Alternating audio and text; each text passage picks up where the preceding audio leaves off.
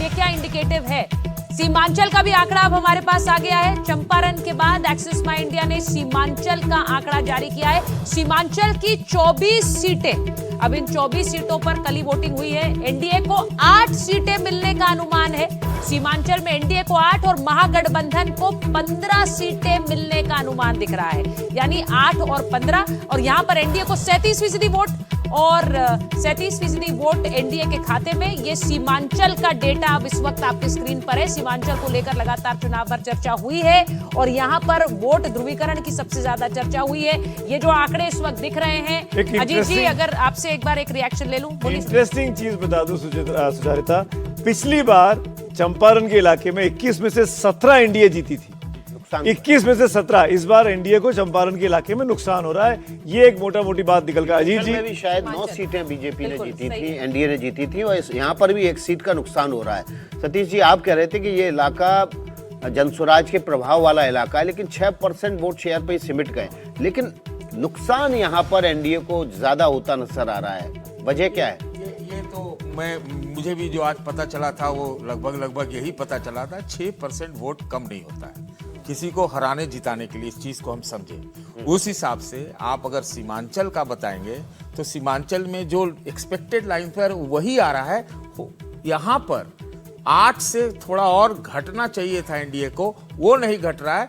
15 बढ़ना चाहिए था महागठबंधन का, ये मैं एमआईएम साफ हो गई है इस बार, लेकिन वहां परसेंटेज सीटें थी। वहां पर उसने परसेंटेज में जो जनसुराज ने चंपारण में काम किया है, लगता है एआईएमआईएम ने अपने तरफ वोट लेकर के उससे जो है एमजीबी का जो 15 सीट है उसको असर किया। ऐसा लग रहा है कि मुस्लिम वोट पोलराइज हुआ। पिछली बार जो गलती कर दी थी वो इस बार नहीं करनी थी। पूरी तरह कोसी इलाके का आंकड़ा भी आ गया। सतीश जी आपके कोसी इलाके का आंकड़ा भी आ गया है। एक्सिस माई इंडिया का ही हम एग्जिट पोल दिखा रहे हैं। चंपारण की बात की, सीमांचल की बात की, अब कोसी की 31 सीटों का आंकड़ा हमारे पास है। 16 सीटों पर एनडीए को बढ़त है, 31 में से 16, और महागठबंधन 15 सीट पर है, यानी कि यहाँ पर कांटे की टक्कर। ये पहला रीजन आया 3 में से जहां एनडीए आगे है। अभी तक के 2 रीजन में एमजीबी आगे चल रही थी, अब इस बार कोसी में एनडीए आगे चल रहा है। एक रिएक्शन लेना चाहते हैं, ऋषि मिश्रा कुछ बोलना चाह रहे हैं। ऋषि देखिए, कोसी वह क्षेत्र है जहां से पप्पू यादव आते हैं जी, पूर्णिया। कई ऐसे सीटें हैं जहां कांटे की टक्कर है, जैसे दमदहा है जहां संतोष कुशवाहा वर्सेस एक बीजेपी की मंत्री है, जेडीयू से मंत्री हैं लेसी सिंह, उनके बीच कांटे की टक्कर है। और वहाँ देखिए, आप दमदहा में देखिए 74% वोटिंग हुई है। तो कोसी में एक मुझे लगता है कि दोनों तो गठबंधन के बीच में टफ। कोसी में पिछली बार का आंकड़ा आपको याद है क्या? मुझे याद नहीं आ रहा है। ऋषि जी एग्जैक्ट भी याद है, आपको भी याद नहीं आ रहा है, लेकिन कोसी में 31 सीटें हैं, 31 में 16 और 15 में इस तरीके से बढ़ रही हैं। सतीश जी, ये महागठबंधन को फायदा है कि इसमें इस इलाके में पर्टिकुलरली? हमको लगता है ज्यादा फायदा होना चाहिए था यहाँ पर महागठबंधन को, लेकिन यहाँ पर जनता दल यू की सीटें भी हैं, वो उसको फायदा मिला होगा, जो कि पिछले बार भी मिली थी 2020 में। मुस्लिम बहुल एरिया भी काफी है। पूर्णिया में देख लीजिए, काफी मुस्लिम वोट है वहाँ। यशवंत देशमुख हमारे साथ जुड़ रहे हैं। यशवंत जी, अगर आपको आवाज आ रही है, अभी तक तो जितने भी डेटा आए हैं उनमें एनडीए को एक बढ़त मिलती दिख रही है। अभी हम एक रीजन वाइज भी एक तस्वीर दिखाने की कोशिश कर रहे हैं, लेकिन सीमांचल का जो ये इलाका है जहां कल वोटिंग हुई, उसमें एक बड़ा क्लियर एक पैटर्न लग रहा है। यशवंत हमारे साथ नहीं है, अभी बताया जा रहा है, ठीक है। तो एक जो एक पैटर्न बड़ा क्लियर है। अजीत जी, ये जो दिख रहा है साफ तौर से कि जो एक वोट पोलराइजेशन सीमांचल में हुआ है और उसका एक फायदा भी वहां पर दिख रहा है। वोट जो सीटें मिलती दिख रही है महागठबंधन को बनिस्बत एनडीए। 8 सीटें पिछली बार मिली थी वैसे एनडीए को। कंसोलिडेशन कहेंगे, पोलराइजेशन नहीं, अखिलियत के वोट का। इस कारण पूरा पिक्चर उलट गया है। पिछले बार एनडीए को 12 सीट यहां से था और इस बार जो है वो 8 मिल रहा है। इसका मतलब है कि ओवैसी जी का फैक्टर इस बार वीक हो गया है और अखिलियत का जो कंसोलिडेशन है वो महागठबंधन के फेवर में चला गया है। ज्यादातर कांग्रेस को मिल रहा होगा क्योंकि इस इलाके में कांग्रेस राजद से ज्यादा स्ट्रांग है। पिछले बार राजद को सिर्फ 1 सीट यहां से मिला था। तो लग रहा है कि कंसोलिडेशन बढ़ा है और ओवैसी फैक्टर उतना काम नहीं किया। अब चक्कर क्या है, प्रशांत किशोर भी यहां से करीब एक और आंकड़ा आ गया है भोजपुर का। अजीत जी, भोजपुर का आंकड़ा भी हमारे पास आ गया, वो भी देख लीजिए। 49 सीटें हैं भोजपुर में, ये इलाका मजबूत माना जाता है एनडीए के लिए। भोजपुर को इस इलाके में 27 सीटें, इस इलाके में 27 सीटें एनडीए को और 21 सीटें महागठबंधन को जारी हैं।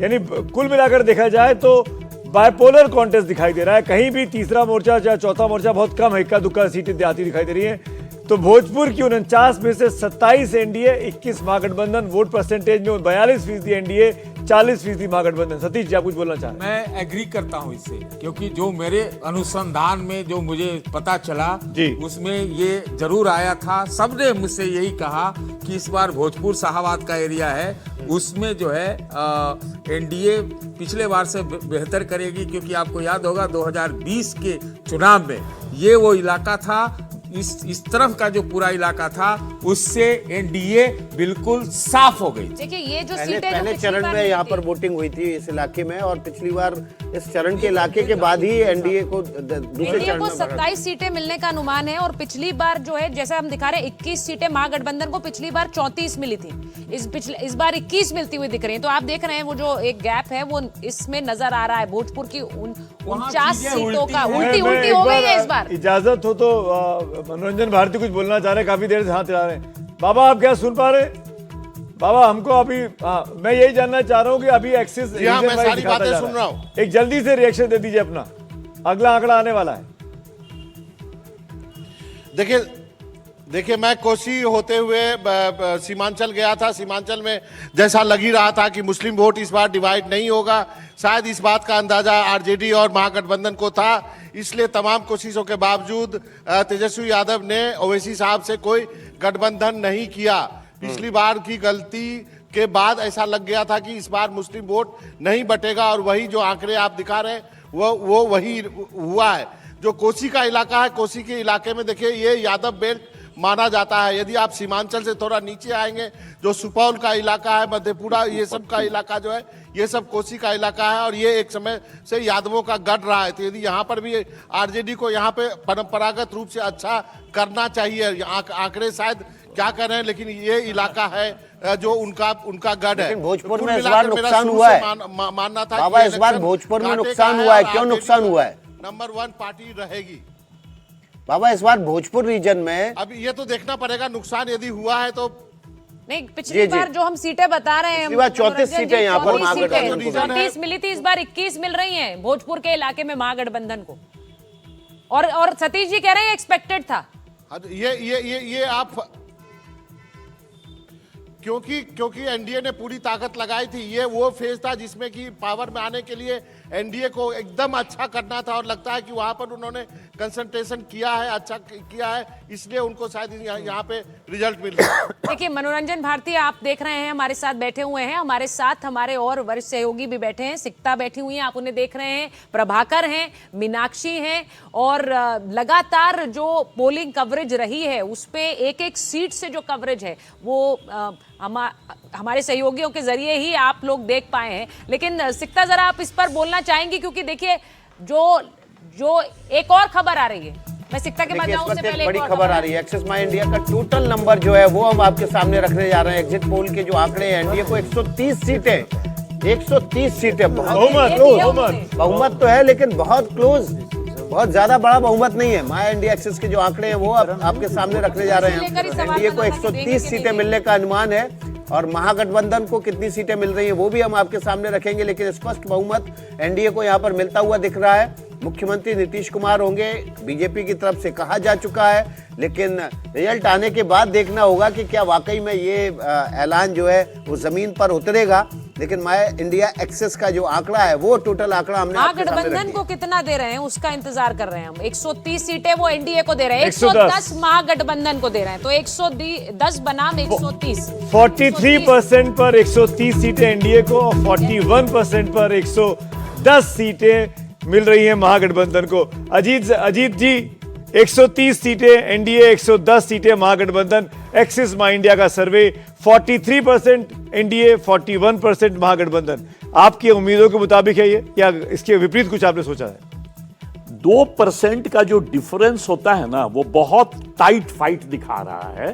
तो यदि वो सही रहा, जिसमें कि एक छोटा सा क्वेश्चन इसलिए है कि गलत भी हो सकता है, बहुत क्लोज फाइट है, तो फिर जो है 130 110 वो सही है, क्योंकि क्यूब लॉ होता है, A/B is A³ to B³, मतलब सीट का संख्या बढ़ जाता है डिफरेंस में। बट ये टाइट फाइट इतना है कि जो पिछला हम लोग जो कल देख रहे थे एग्जिट पोल, वैसा नहीं है। वैसा बिल्कुल तमाम नहीं है। पुराने एग्जिट पोल जो कल थे उससे बिल्कुल विपरीत है ये। दिखाई दे रहा है। बोलूं? जी जल्दी से। मैं ये कह रहा हूं, देखिए कुल मिला के एन फैक्टर ही आया है आज भी, एन फैक्टर, नीतीश फैक्टर।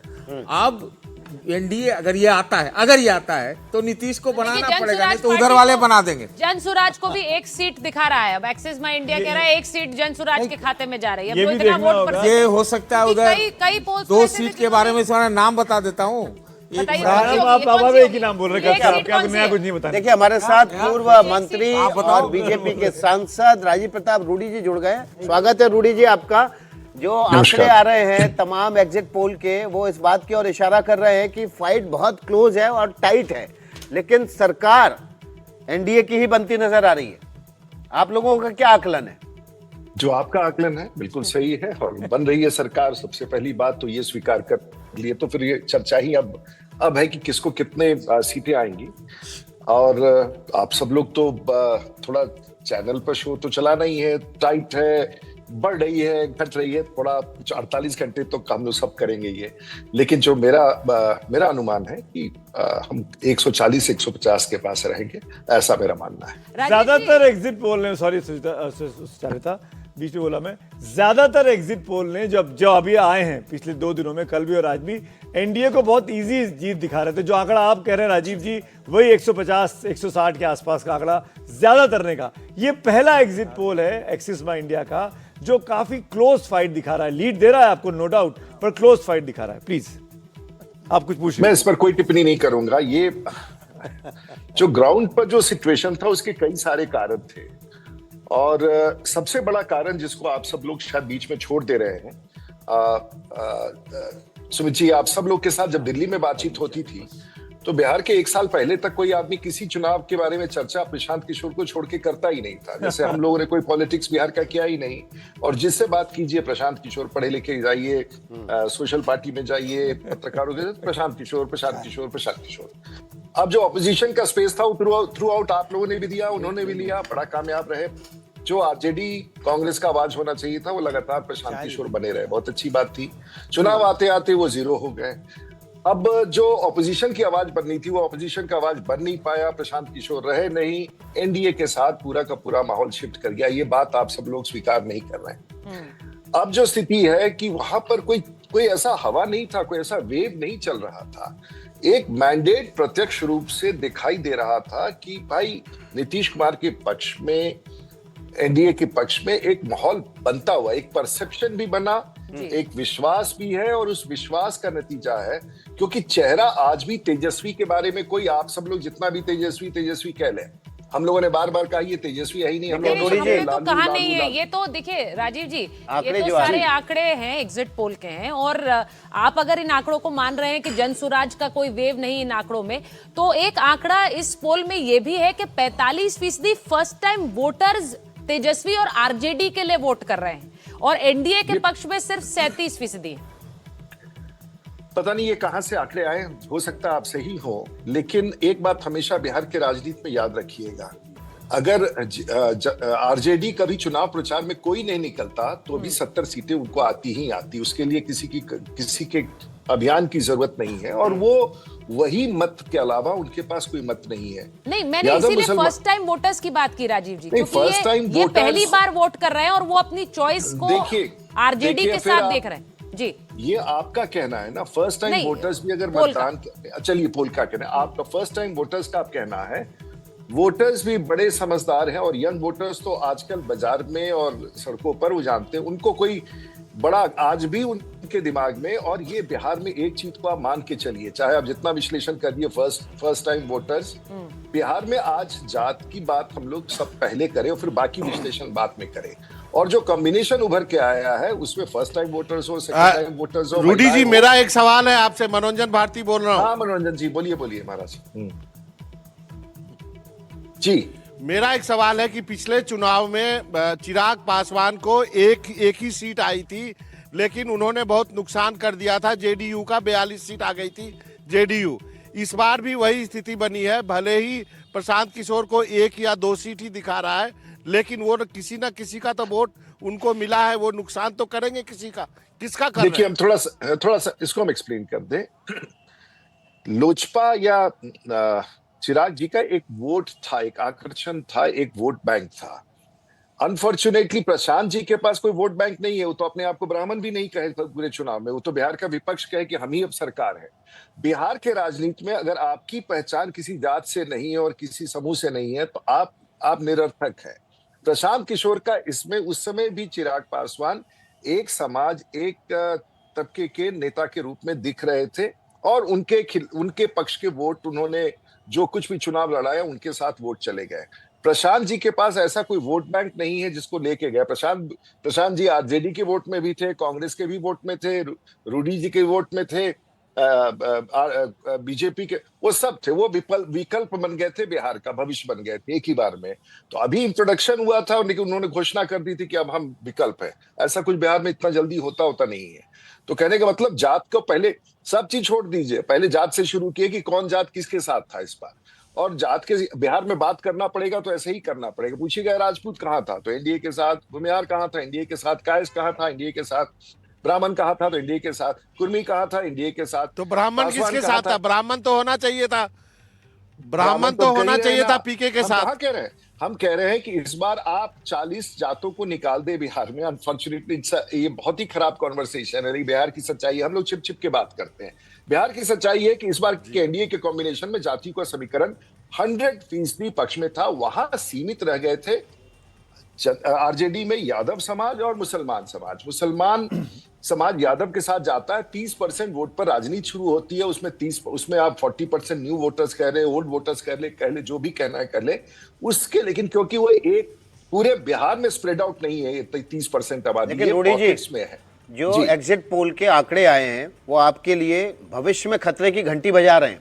अगर फर्स्ट टाइम वोटर, जिस पर आप लोग 6 महीने पहले से मेहनत करना शुरू करते हैं, फर्स्ट टाइम वोटर के सम्मेलन बुलाते हैं, महिलाओं के लिए आप नई नई योजनाएं लेके आ रहे हैं, वो बड़ा वोट बैंक आपसे दरक रहा है। 40% महिलाओं की पसंद जो है वो तेजस्वी यादव है, और जो फर्स्ट टाइम वोटर है वो भी 34-35%, 40% तक तेजस्वी को पसंद कर रहा है। अगला चुनाव आपके लिए बड़े खतरे की घंटी है।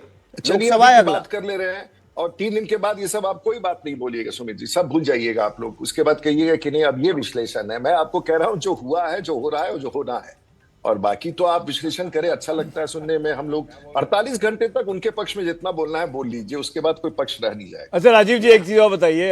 जो मैं चलिए मान लिया ज्यादातर एग्जिट पोल आपकी सरकार बना रहे हैं, नीतीश कुमार ही मुख्यमंत्री है ना, राजीव प्रताप रूडी भारतीय जनता पार्टी की पसंद में अगर गठबंधन की सरकार बन रही है तो इसमें कोई कंफ्यूजन नहीं है, नीतीश कुमार ही मुख्यमंत्री होंगे।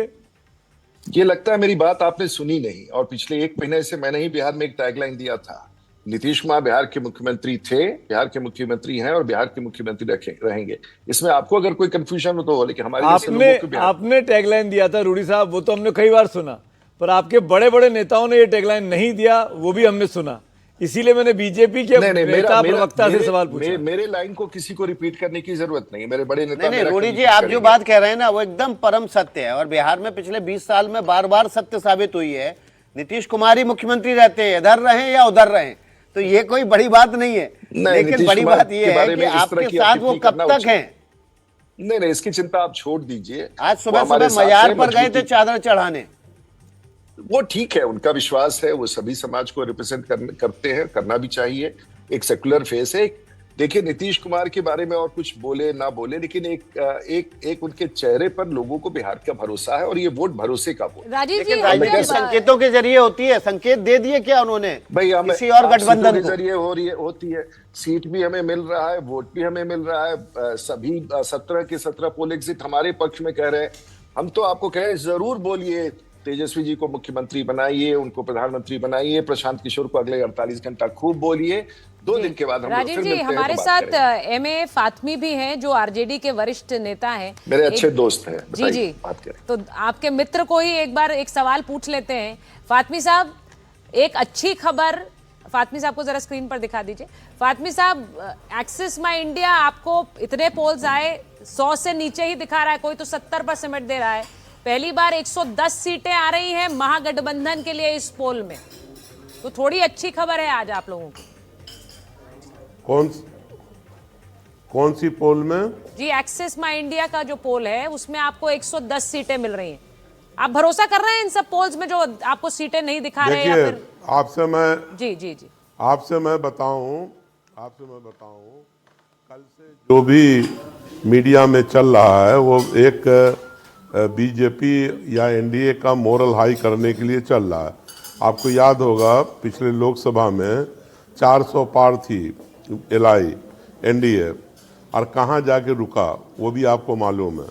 देखिए, ये जो चुनाव था ये चुनाव बदलाव के लिए हुआ है, और जो टर्नआउट इतना वोटों का बढ़ा है उसको समझने की कोशिश कीजिए। एक तरफ तो यूथ ने वोट डाला है, यूथ निकल के आया अपने नौकरी के लिए, जॉब के लिए, प्लान को रोकने के लिए। दूसरी तरफ जो विमेन आई हैं ये समझते हैं कि 20-10 हज़ार रुपया जो मिला है उसके लिए आई हैं, लेकिन सच्ची बात यह है कि अपने बेटे बेटियों के भविष्य के लिए वो आई हैं बूथों के ऊपर। और जो दो अलग वोट है ये तो हो गया जनरल में, लेकिन जो दो वोटर्स ने जो टर्नआउट देख रहे हैं आप, उसने जमकर वोट किया है, क्योंकि आपने तेजस्वी को एक जात में मानते हुए गाली भी दिया, लालू जी को और उस बिरादरी को टिकट भी नहीं दिया एनडीए ने, और ख़ास तौर से बीजेपी ने, तो वो गुस्सा था उनके मन में। और दूसरा मुसलमानों के मन में था कि एसआईआर के ज़रिया कहीं ना कहीं उन पे भारतीय जनता पार्टी, अमित शाह कुछ ऐसा करने वाले हैं कि कहीं उनका। फातमी साहब, एक सवाल अगर आपकी इजाजत है कि इनको देखिए, फातमी साहब एक सवाल अगर आपकी इजाजत तो लेना चाहता हूं मैं। ये जो वोट, फातमी साहब क्या आप सुन पा रहे हैं? जी, मैं सुमित बोल रहा हूँ स्टूडियो से। सवाल मेरा बड़ा सिंपल सा है, अगर आप इतने मजबूती से लड़ रहे थे तो आपस में क्यों लड़ गए? 243 सीटों पे 255 उम्मीदवार लड़े महागठबंधन नहीं लड़े आपस में। देखिए, अच्छा भाई, क्या देखिए, ऐसा हर गठबंधन के साथ होता है, इस दफा हमारे साथ हुआ। कुछ जगहों पे आपसी बातचीत नहीं हो पाई, उससे क्या फर्क पड़ता है, लेकिन हमारे उम्मीदवार तो लड़े, वहां भी अच्छे से लड़े, तो ऐसा कुछ नहीं है। देखिए, मैं तो यही कहूँगा कि आज एक्सिस ने 110 दिखाया, रिजल्ट में ये मेजॉरिटी से अबव होगा। जो ग्राउंड रियलिटी है जब उसको मालूम करिएगा तो आपको रिजल्ट अलग नजर आएगा। रूडी साहब भी सामने हैं, उनकी ग्राउंड रियलिटी कुछ और है, और ये अपने फातमी साहब सामने हैं, उनकी ग्राउंड रियलिटी कुछ और है। नहीं, पर रूडी साहब को ये बताइए कि तेजस्वी यादव ने आज कहा कि 18 तारीख को वो शपथ ले रहे हैं। राजीव जी, 18 तारीख भी दे दी उन्होंने शपथ के लिए। नहीं, अच्छा है, हम तो कह रहे हैं कि उनको अगले 48 घंटे तक हम सब लोगों को खुश रखना चाहिए, और अगर बोल के खुश है और उस पर चर्चा है तो चर्चा भी खूब होनी चाहिए। लेकिन उनको भी पता है कि परिणाम क्या निकलने वाले हैं, और इतना गलत हो जाए आप सब लोगों का, मैंने तो कोई प्रेडिक्शन किया नहीं है, तो जो आप लोग बता रहे हैं उसके आधार पर मैं बोल रहा हूँ। तो ये प्रेडिक्शन इतना ही बदल जाए ऐसा भी नहीं होता, और थोड़ा बहुत हम लोग देहात वात में भी घूमते रहे, प्रचार भी करते रहे, अपने यहाँ भी वोट डलवाते रहे, तो अगर हो सकता है। लेकिन मुझे नहीं लगता है कि वो अब वो कम से कम इतना तो उनको अधिकार बनता ही है ना कि अगले 48 घंटे में अपने आप को मुख्यमंत्री, प्रधानमंत्री, इतना तो देना ही पड़ेगा जगह। उनके लोगों को एटलीस्ट हौसला तो बढ़ा के रखना पड़ेगा। अभी थोड़ी ना कभी राजनीतिक जीवन में आपके इरादों पर तो घणों पानी उड़ेल दिया रूडी जी ने। देखिए, ऐसा मेरे मित्र हैं, उनसे मैं ऐसा कुछ नहीं, मैं देखिए ऐसा है, विश्लेषण में है, लेकिन क्यों नहीं अच्छा हौसला। सुमित, मेरा एक सवाल है फातमी साहब से। एक मिनट, 48 घंटे तो 48 घंटे तो रूडी साहब को खुश रहना चाहिए फातमी कि साहब, उनका गठबंधन जीत रहा है, लेकिन 18 तारीख को निश्चित। जी बोलिए जी, पूछिए। फातमी साहब, मैं मनोरंजन भारती बोल रहा हूँ पटना से। मेरा एक सवाल है, ये जो एक्सिस माई इंडिया का आंकड़ा है, यदि आपने 13 सीटें फ्रेंडली फाइट में नहीं गंवाई होती या नहीं लड़े होते तो ये आंकड़े बदल सकते थे। आपके बगल की सीट गौरा बौराम, सोचिए, गौरा बौराम की सीट तो हिस्ट्री में लिखी जाएगी। कौन वहां महागठबंधन का कैंडिडेट था? किसके लिए आपको- तेजस्वी यादव ने प्रचार किया, आपको वीडियो जारी मैं किया, पूरे- अंत में कैंडिडेट कोई और निकला। देखिए मनोरंजन जी, कहलगांव की मनोरंजन जी, सुनिए अभी बात, कहलगांव की सीट ले मनोरंजन लीजिए, जी, सुल्तानगंज की आपको सीट ले जान लीजिए, करके जी सही बोल रहे हैं मनोज भारती बोले। हाँ बिल्कुल। मैं बाहर की बात नहीं कर सकता, लेकिन दरभंगा में मैं था और मैं गौरव बोराम के बारे में आपको कह सकता हूं कि वो सीट हम लोग जीतने जा रहे हैं, लालटेन वहां से जीतने जा रहा है। और देखिए मनोरंजन जी, आप जानते हैं एक दिन मनीष भाई ने मुझसे सवाल किया बीची में, आपके एनडीटीवी में मनीष भाई हैं, कि भाई बताइए क्योटी का क्या हो रहा है। तो हमने कहा क्योटी तो हम जीत रहे हैं। तो बोले कि अब आपने मैं हमने टैली पूछा बता ये रहा हूँ, सवाल सुनिएगा आपने फातमी क्यों साहब, किया? बीजेपी को तो बोले 50 से कि 56 पिछले सीटें एक्सिस दे रहा है, इलेक्शन जेडीयू बड़ी पार्टी है, सुनिए। 56 से 62 सुनिए सीटें। ना, एक्सिस मेरी माई बात इंडिया सुनिए। के सर्वे में जेडीयू बड़ी पार्टी है, आरजेडी सबसे बड़ी पार्टी 67 से मेरी बात- 76, कांग्रेस 17 से 21। ये बाइफर्केशन है एक्सिस सुनिए। माई इंडिया का। बाइफर्केशन में समझ में आ रहा है कि सरकार एनडीए की बन रही है, पर नहीं, मैं- जेडीयू बड़ा पार्टनर है, बीजेपी नंबर 2 पर है 50 से 56 सीटें, और जेडीयू के खाते में 56 से 62 सीटें। फातमी साहब अभी तक जरा एनडीए और महागठबंधन करके बात कर रहे थे, अब जरा सीट वाइज बता रहे हैं। तो आरजेडी को 67 से 76 सीटें मिलने का अनुमान है इस चुनाव में एक्सिस माई इंडिया के पोल के हिसाब से। Single largest party. नहीं, ये बढ़ेगा, ये मैं समझता हूँ कितना 90 बढ़ेगा? तक ये सीट होगी, को कितना दिया है? 90 प्लस होगा, 90 प्लस। 90 प्लस आरजेडी नहीं, आप कह रहे हैं। मैं एक मिथ के बारे में बात कर रहा था जी, अकेले आरजेडी। मैं ये कह रहा था कि क्योटी के बारे में एक मिथ है कि जब क्योटी में आरजेडी जीतती है या जनता दल जीतती है तो बिहार में हमारी सरकार बनती है। और मेरा लड़का वहां से खड़ा है, डॉक्टर फराज फातमी। हाँ, वो वेल वेदर और सीट क्योटी है, हम वो लोग जीत उसको- रहे हैं, उसको वेल तो वेदर जो सीट मिथ कहते हैं। है क्योटी के बारे में, वो भी कंफर्म करता है कि हमारी सरकार बनेगी। ये नौजवानों की सरकार है, ये नौजवानों को रोजगार देने वाली सरकार है। इसमें आप बिल्कुल, लेकिन बेईमानी कर सकते हैं।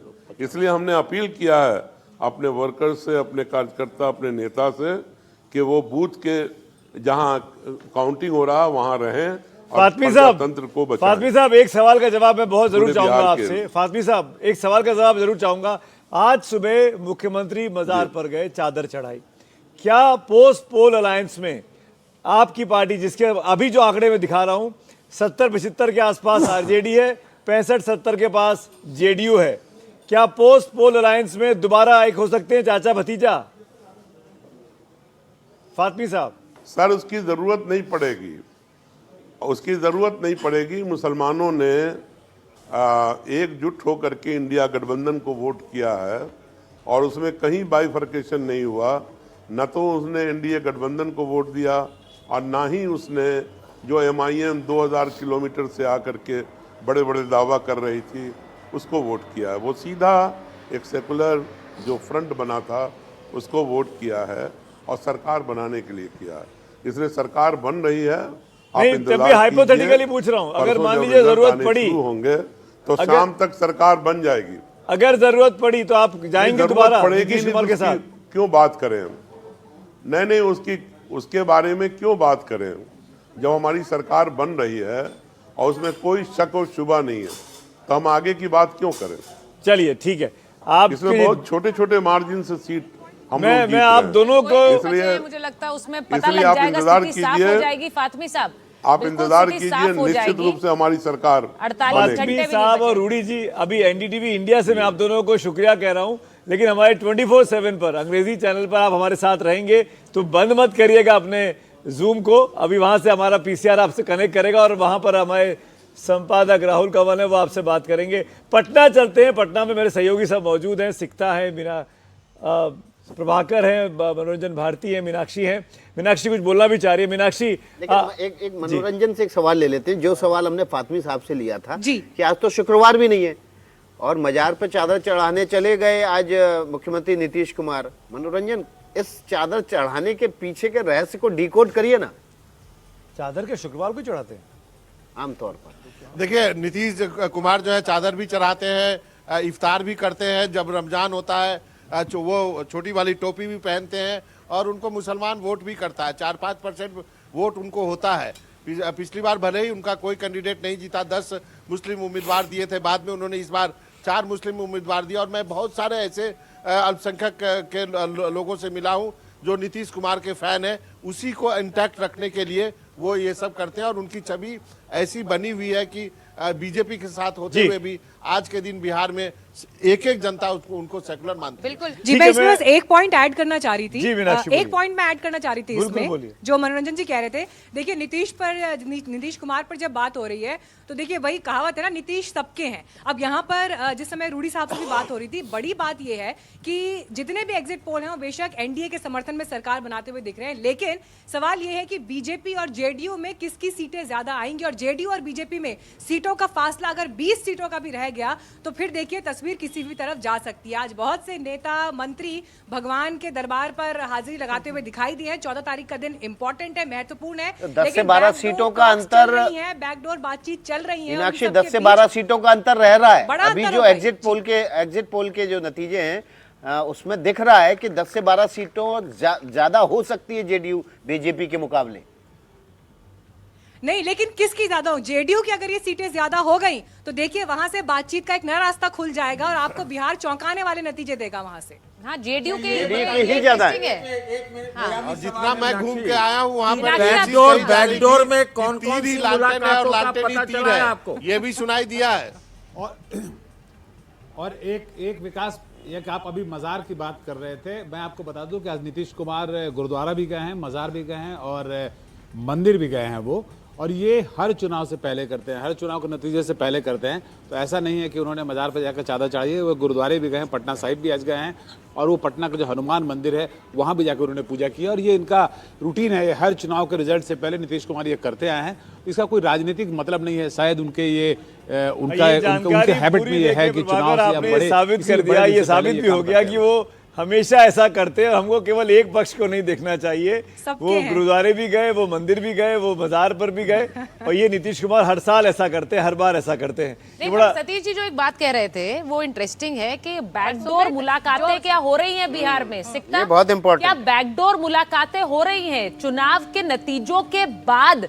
क्या हो सकता है अगर क्लियर मैंडेट नहीं आता है, या फिर पाला बदला जा सकता है? इसको लेकर क्या वहाँ सुगबुगाहट है? ललन सिंह किससे मिले, संजय झा कहाँ पर बैठे, आरजेडी के तमाम नेता कहाँ आ जा रहे हैं? जब आखिरी दिन था चुनाव प्रचार का सुचरिता तो मुकेश जब आखिरी दिन था चुनाव प्रचार का सुचरिता तो जो अफवाह उड़ी मुकेश सहनी को लेकर, मैं उस वक्त उन्हीं के साथ वहां मौजूद थी और वो काफी नाराज हो गए कि मेरा करियर बर्बाद हो जाएगा इस तरह की अफवाहों से। तो बैकडोर, कई चैनल्स खुले भी हो सकते हैं, अफवाह भी तेज है लगातार। लेकिन जो बात नीतीश सबके हैं, मैं सीमांचल के अंदरूनी इलाकों में गई, महिला मुस्लिम वोटर्स से मैं मिली जो डायरेक्ट बेनिफिशरीज हैं मौजूदा सरकार के, वो महिलाओं ने मुझे बताया वहाँ पर ऑन रिकॉर्ड कि हमें भी 10,000 मिले, हमने बकरियाँ खरीदी हैं, यहाँ पे हमने सिलाई मशीन खरीदी हैं।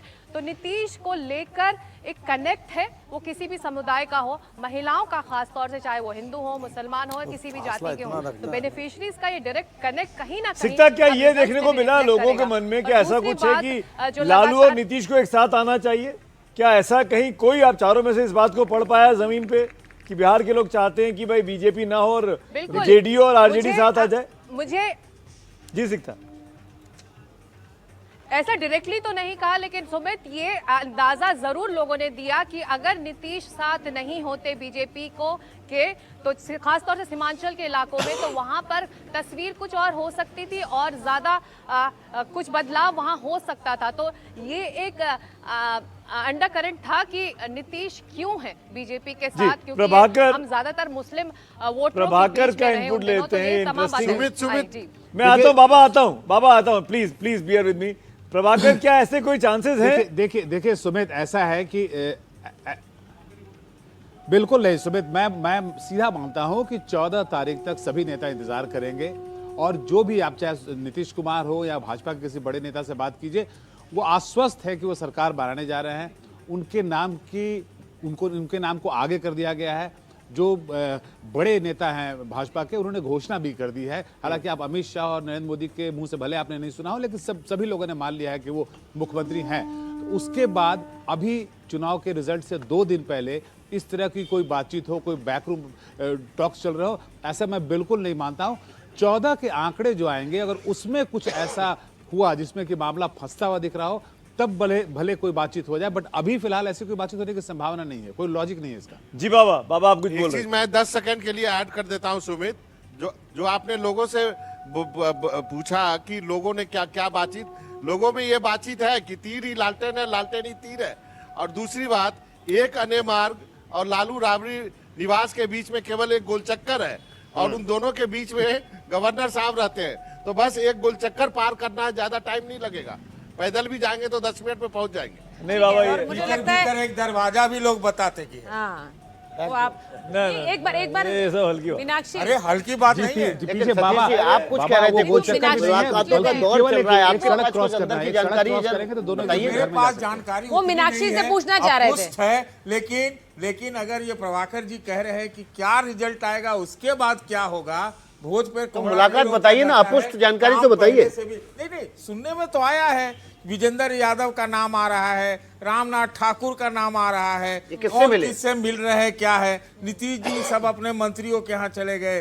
पता चला, लोग कह रहे हैं वहां पर कि कल मुख्यमंत्री के घर में कल या आज जो है चावल दाल चोखा इस सब का देखिए, एक बड़ी पार्टी हुआ। इंटरेस्टिंग बात है जो चुनाव में बार बार महागठबंधन द्वारा की गई मीनाक्षी, वो ये थी कि भाई नीतीश कुमार के साथ एकनाथ शिंदे ना कर दे बीजेपी। अब जो आंकड़े एग्जिट पोल के दिखा रहे हैं उसमें तो ऐसा लगता नहीं कि बीजेपी ऐसा चाह कर भी कर पाएगी, लेकिन ये एक तस्वीर हमेशा रहती है कि क्या कोई पाला पलटा जा सकता है। नहीं, वो इतना बड़ी रिस्क है सुचारिता, अगर ऐसा करती है बीजेपी तो केंद्र की सरकार पर असर पड़ेगा भाई। यहाँ पे 16 सांसद हैं, बिना सहमति के संभव नहीं है। संभव नहीं। मीनाक्षी जी, देखिए बिल्कुल आपने जो बात की है उस पर यहाँ पर देखिए पॉसिबिलिटीज राजनीति में संभावनाओं के द्वार हमेशा खुले रहते हैं, और इसीलिए मैंने कहा कि ये जो 2 दिन का गैप है ना, ये बहुत इंपॉर्टेंट है। और इस वक्त में जो बैकडोर बातचीत चल रही है, मीटिंग्स चल रही हैं, उससे आपको 14 तारीख के दिन के लिए इंतजार करना होगा, क्योंकि अगर एग्जिट पोल के नतीजे सही साबित होते हैं, क्लियर कट अगर सरकार बनती है, तब कोई संशय नहीं है। लेकिन अगर ये फासला 20-22 सीटों का रहता है और अगर जेडीयू को यहाँ पर 20-22 सीटों में अपर हैंड मिल जाता है, तो वहां से आपको तस्वीर बदलती हुई दिखाई देगी। ये मैं बार बार कह रही हूँ, और ये इसलिए भी इंपॉर्टेंट हो जाता है। लेकिन 20-22 सीटों में अपर हैंड के बावजूद सरकार तो एनडीए की बनती ही दिख रही है ना। 2020 के कंपैरिजन में जो तस्वीर हमने आज अगर 20-22 सीटों का अंतर के बावजूद 2020 के सरकार बन रही है, हम आज की तारीख में देख रहे हैं। एक सेकंड, बस एक बार मैं ये बात कंप्लीट कर लूं। जी विकास, बस एक सेकंड, मैं ये पॉइंट कंप्लीट करना चाह रही थी।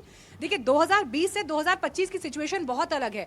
मेरे को ये लगता है कि 2020 वाला चुनाव नीतीश कुमार के लिए ज्यादा चैलेंजिंग था as compare to this election. और इस वक्त जब नीतीश कुमार जमीन पर है, मैं जितने क्षेत्रों में घूमी, मुझे एक व्यक्ति नहीं मिला जिसने नीतीश कुमार का क्रिटिसिज्म मुझे दिया हो। तो उन्हें लेकर जो एक सर्व मान्यता लोगों के बीच में है, चाहे वो किसी भी समुदाय के हैं, किसी भी क्लास के हैं, और स्पेसिफिकली महिलाओं की बात यहाँ पर जिनको बेनिफिट्स मिले हैं, जो बेनिफिशरीज हैं, उनके लिए नीतीश कुमार का कद बहुत बड़ा है। और इस इलेक्शन के बाद वो कद और बड़ा होगा। देखिए, और ये जो महिलाओं के आंकड़े हैं, ये इस पोल में भी दिखा रहे हैं मीनाक्षी, 20 सीटें तय करेंगी।